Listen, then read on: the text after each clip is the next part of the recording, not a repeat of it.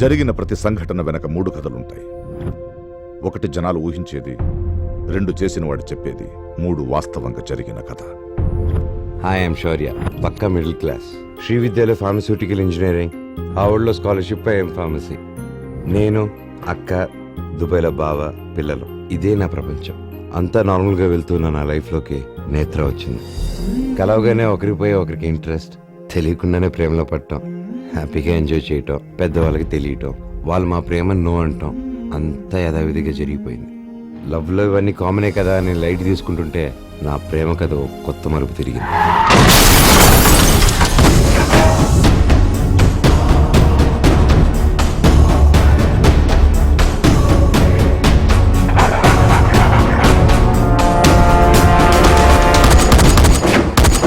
ఈ కోపం, పగ, ద్వేషం ఇవేవి శాశ్వతం కాదు.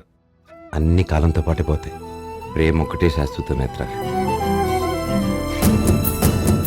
na na na na na na na na na na na na na